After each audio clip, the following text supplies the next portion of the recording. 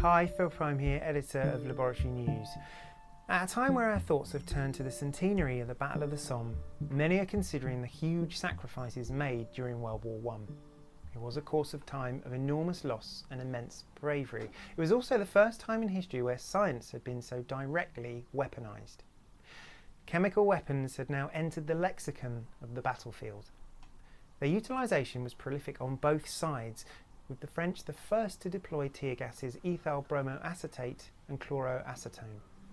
Then came a truly horrific example of just what full-scale deployment of a chemical weapon could do.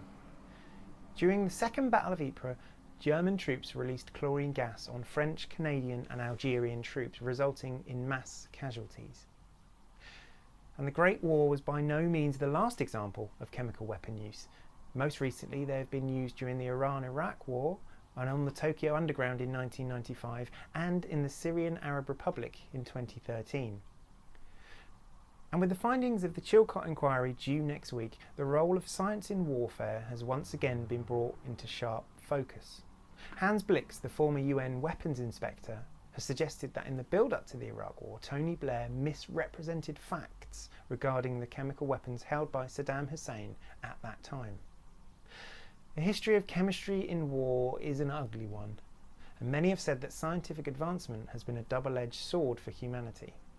As our knowledge increases, so inevitably does our technological capability, and with that comes the risk that these capabilities will be misappropriated and weaponised. It is a risk that seems inherently linked with scientific advancement. Science and technology can't exist in a bubble. Human nature simply won't allow it. Discoveries have a causal relationship. A breakthrough can, and inevitably does, start a chain reaction. And it isn't always possible to control where that chain will go. Today's medical research may well be tomorrow's biological weapon. Yet just occasionally the opposite can be true. The first, and still perhaps the most shocking use of chemical weapons was of course on those desolate battlefields of the First World War. Originally known as Lost, after chemists Wilhelm Lommel and Wilhelm Steinkopf developed a mass production technique in 1916, mustard gas has become synonymous with the Great War. Photographs of young soldiers, eyes bandaged, each with their hands on the man in front, have etched their way onto our collective memory. Yet, some years later, the work of a Yale University group on a variant of mustard gas resulted in the first cancer chemotherapy drug, Mustine. Scientific advancement. It is unpredictable and exciting, yet it is also undoubtedly risky.